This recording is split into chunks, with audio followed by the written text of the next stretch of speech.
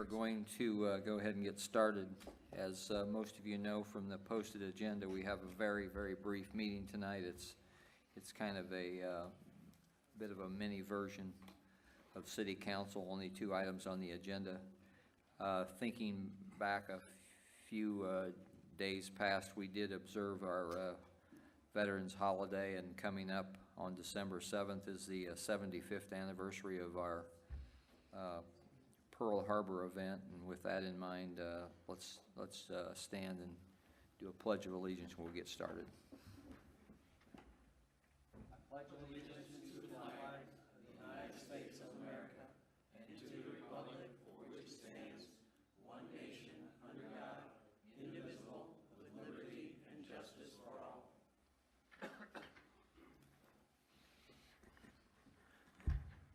Would the clerk note a presence of a quorum, please? Chuck Lehman, Here. Steve Hoover, Here. Bob Horke, Here. Joe Edwards, Here. Cindy Spilgeric, here, Mark King, Here. Jim Ake. Here. We do have a quorum. Thank you. As we call the meeting to order, we do only have 2 items, one under old business, one under new. We're meeting tonight to accommodate a business and then an opportunity for another local church to locate. So with that, I'll turn it over to Kevin Todd, and he will give us details on ordinance 16-45. Kevin, welcome. Thank you, Mr. President, members of the council. Good evening. For the record, Kevin Todd, Economic and Community Development Department, and thank you again for holding this meeting this evening. We've got a couple petitions that are anxious to get moving. The first item on your agenda is a request for an amendment to the 181st Street Plan Unit Development under Ordinance 14-03 is the original. This item was introduced at your November 14th meeting. The proposed amendment would allow a brewery production facility, tasting room, and a mobile food service vendor on parcel A of the 181st Street PUD. This item received a unanimous favorable recommendation at the Advisory Plan Commission meeting at their November 21st hearing and is before you for adoption consideration this evening. And there have been no changes to the proposal since its introduction. The petitioner, Mr. John Knight, is here this evening and is not planning to make a presentation, but is available for any questions that you may have of him, as am I at this point. Thank you. Thank you. This is up for adoption consideration this evening. I would entertain a motion, please. So moved. Second. Thank you. Any discussion? Any questions? Any comments? Hearing none. All those in favor signify by saying aye. Aye. Aye. Any opposed? Motion carries. Thank you. Thank you. Thanks, John. Go for it. Okay, under new business, 16-50. Kevin. Yeah, thank you again. For the record, Kevin Todd, Economic and Community Development Department. This item before you this evening is an introduction request for an amendment to the same PUD that we just heard, 181st Street PUD. And it's actually the same parcel that we just were mentioning, and coincidentally the same building that the Grand Junction Brewery is looking at as well. The proposed amendment would allow a church on parcel A of the 181st Street PUD. This item is scheduled for a public hearing at the Advisory Plan Commission at their December 5th meeting and will return to you at a later date for adoption consideration. The petitioners are here this evening, are not planning to make a presentation, but they are available for any questions that you may have, as am I. Thank you. Thank you. This is introduction. Does the council have any questions? I do. I have one question. I'm just wondering administratively how this is going to work with the facility. This will be the 1/2 of the building or less than 1/2, or I don't know the size, but, and that'll be a lease agreement then? That's correct. That's my understanding. The petitioner can speak to that more directly, but yes, this is a lease. This Sorry is to a do lease that to you. agreement. I'm just wondering how this That's works. fine, it's fine. Yeah, we plan to lease, we've negotiated the terms. Could you state your name for the record, I'm sorry, please? Matt Gaylor, Inspired Church, for the record. Yeah, we've negotiated a lease, so we will not be the owner's. Taxes will still be paid on the space. And we would be the back half of the portion of the facility that we would be renovating for our use. Does that answer the question? Yes. Matt, I have just one question. Is there going to be a side door called the church members' entrance to the adjoining facility? Yes. Okay. No, there is currently a firewall that is put between the two spaces, so they don't actually adjoin. I'm just kidding. Yeah, I know. Thank you. Any other questions or comments? This is an introduction, and you are scheduled for APC on December 5th, so without objection, that will move on. Thank you so much.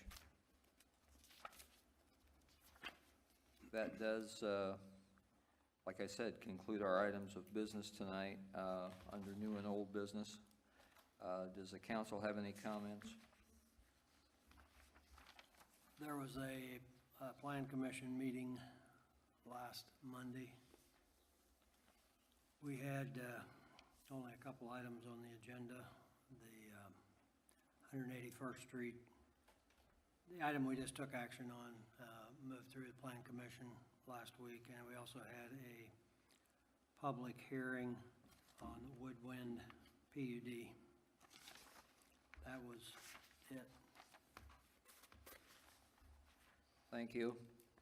I think the council should recognize this outstanding achievement. I know that we don't have a big audience, but congratulations to our high school team, the Rocks, for winning the state championship. And it was a very impressive game if you were down there. They handled themselves very well. That was great. Also, a note of interest, we have, I believe, the lighting on the 3rd, is that right, this Saturday? From 3 to 7, 3 to actually, 3 the to tree 7. lighting is scheduled for 7, I believe. It's right here on this property, right? Yes, sir. Okay, anything else?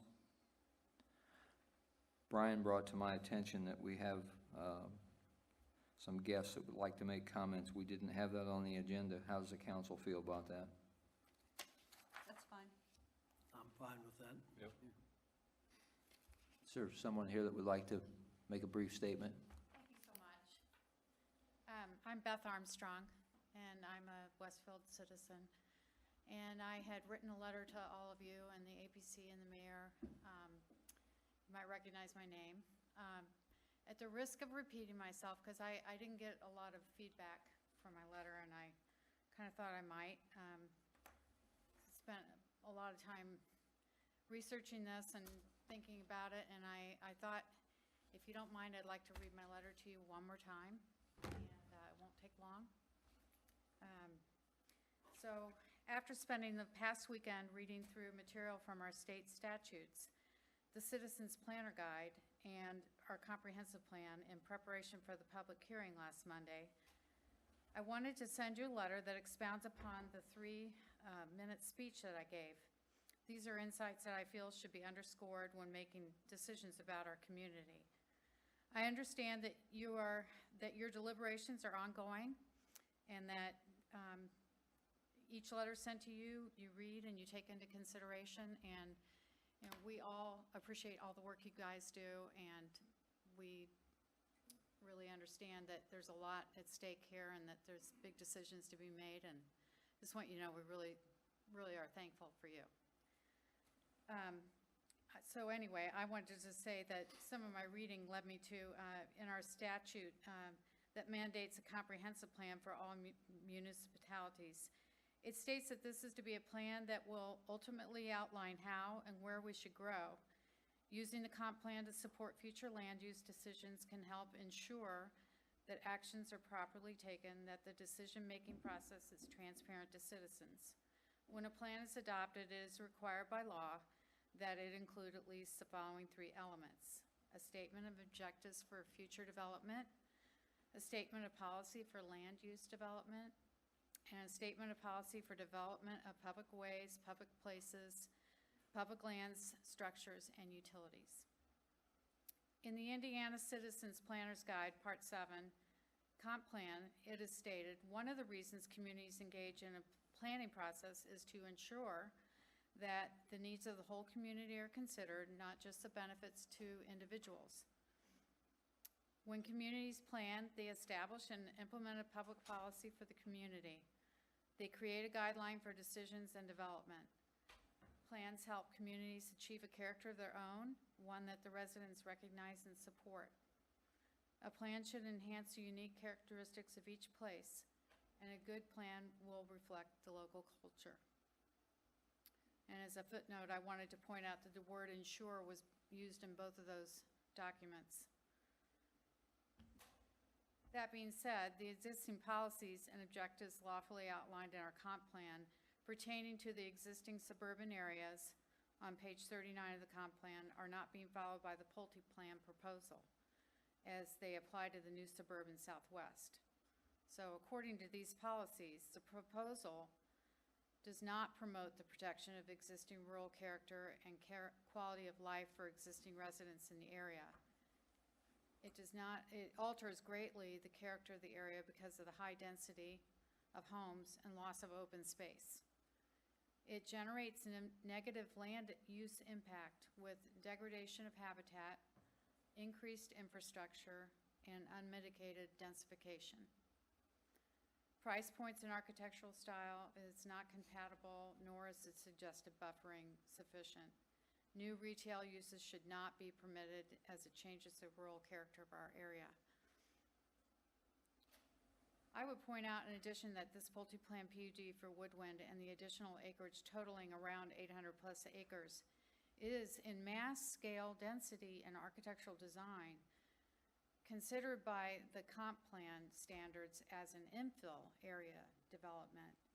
And I read about that, and that's the way this whole thing is described. The new suburban Southwest is not an infill area because it is not a parcel of land within an existing urban area that is already largely developed.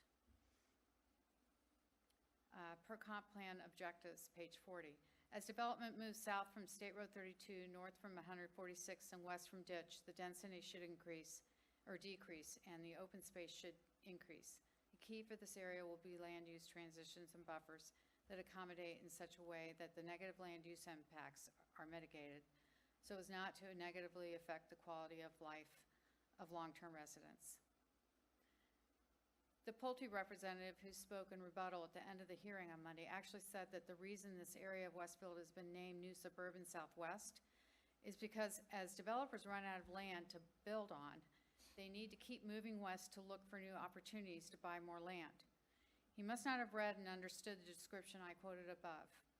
And I would like to clarify, the name New Suburban Southwest means that new suburbs will inevitably be introduced, but that the Southwest area is characterized as such because it is to remain context sensitive, density should decrease, and open space should increase.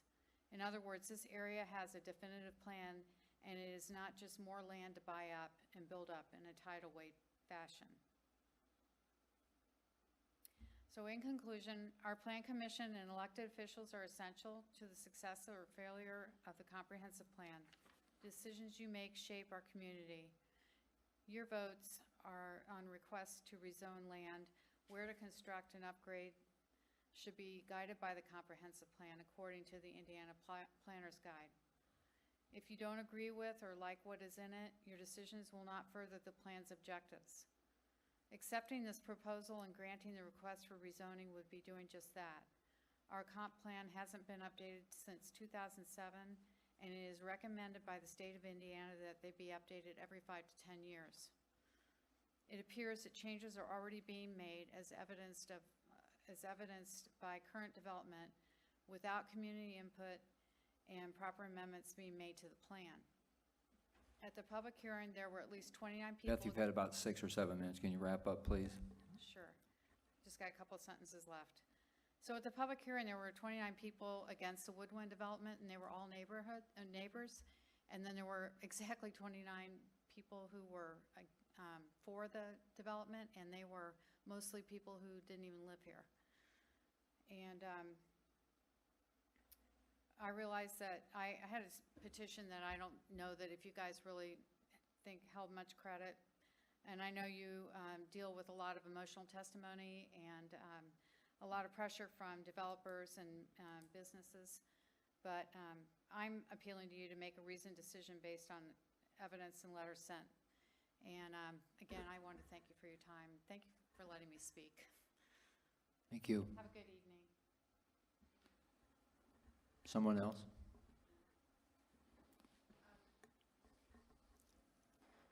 Please step up to the microphone and state your name for the record, please, and please be brief. Okay. My name is Patricia Cantwell. I am the daughter of Robert E. Hart, who owns property at 820 East Main Street. We've been working closely with Kevin Todd and Matt, who's his assistant. I don't remember Matt's last name, I'm sorry, since July. And we continue to run into one hurdle after another. And the property in question is being requested to be divided for a purchase and doesn't really apply to all the ordinances that you have in place for your larger developments that are going on empty property. This is current property that has current buildings on it. And so basically we just keep running into all these stumbling blocks and hurdles, and the options that are available to us are extremely expensive and take away over a third of the value of the land to be sold, which of course doesn't make any sense for a man 91 who's owned the property for over 45 years. So basically Dad wanted to speak, he's here, and I've written up where we've been, where we need to go, and I understand that you don't really have power in this decision necessarily, but that maybe you do, maybe you don't. But what I would like for you to do is to be aware of what I think is a unique situation in, that we You have some documents that you could leave with us? I do. I have a lot, and then if Dad, I What, don't know if Dad what wants- does this, Brian, do we have anything to do with this matter at all? Not at all, but Well, we were here last week, and you gave us She told me she was going to the BZA, and I said, there's nothing you can do here that can help at the BZA. I'll be as brief as I can. Please state your Say name. what I need to say. I've been around Westfield since 1948. I was Mr. Prudential to some of your folks, to your grandparents maybe, at least your parents. So it's nothing new for me to be here. A couple of years ago, I was before the council on something where you all voted to put a buffer shop on my property. And I don't know the details of it and really don't even care, except it did happen. And those people took your money, said they wanted my property, but they didn't want it. They couldn't have it anyway because after they built the one in Noblesville, they couldn't afford to build the one on my property if I had given it to them. Today, I just want justice. I don't want sympathy, I just want justice. And justice for me would be to allow me to sell my building to Mr. Paul here with me. And if I ever saw anybody that would be a fine addition to the community, he has 5 employees and he's in Carmel. And if we could steal a little bit from Bernard, it wouldn't hurt anybody. What's thrown in the roadblock of the thing is some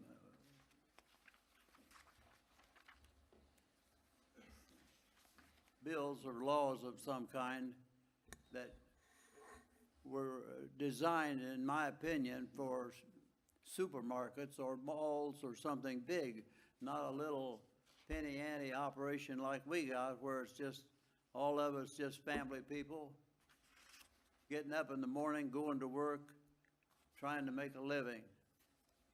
And that's what he's doing, that's what I'm doing. I decided 30 years ago that I would save a little inventory and maybe get some real estate where I could retire. Well, the inventory, thanks to business conditions, went from here to there, and through no fault of mine or yours, that's just exactly what happened. The recession that they talk about that we live in is not a recession, it was a depression. And we all suffered the same way, even if you personally didn't, somebody in your family or some friend did. What I'm asking of you to do is just pass a no bill where we can dispose of our property. I'm 91 years old. I'm not going to live forever. You will never, probably ever have to listen to me again if you listen to me this one time. We've got a driveway that's been in operation for 41 years with no complaints. The buildings, I designed and built every one of the 5 buildings that's on that property. I've kept everything from the front to look nice. I told everybody that rented or bought that you can't put junk out in front. We don't not have that in Westfield. And any of you that drive by 800 East Main on any day can look over and know that they're looking at one of the most beautiful properties in this area. Not the most beautiful, but close. The road is, like I said, the road's worked for 41 years. It doesn't need to be wider. Semis come in and out of that driveway. I don't know what else I can say to you, except that it'll be a lot easier for you than it is for me. Okay, we'll accept your comments. Any We appreciate it. questions before I sit down? I'm not sure what court it's in or where we are in this process, but we'll take a look at it. We appreciate your comments. Thank you.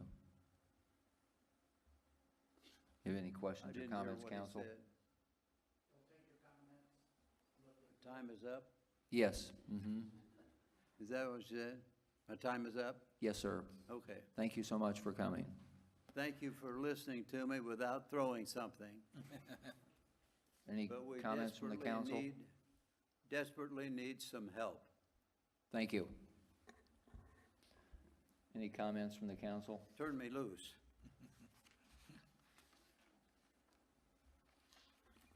Brian, aren't we in the middle of this? Didn't we talk about this before? It's in the process. The property was compromised some time back, and there was a lawsuit pending between, I believe, Mr. Hart and a proposed buyer where he signed the authority to go ahead and have the property rezoned and never sold it and tied it up somewhat. What you did at the last meeting, I believe, was deal with the issue of a road through it. Do you remember the? Yeah, we spent more time on that than anything else on Right. on the agenda. Right, yeah, and you dealt with that. There are other pending issues back there on how the property's to be used by the new seller versus the rights to the property currently. And they've been working with the development staff. It's my understanding they need to go to the Board of Zoning Appeals, and Kevin's the guy for that. But other than that, I don't think there's anything pending there's before the Nothing we as council. a council can do, right? Not now. He did ask for some bill, some perhaps he could rezone the property, but that's not before you now either. Okay, all right. Note that it's on the record. Anything else, council, before we adjourn? Okay, thank you all for coming. Unless there's an objection, we will stand adjourned. Thank you all.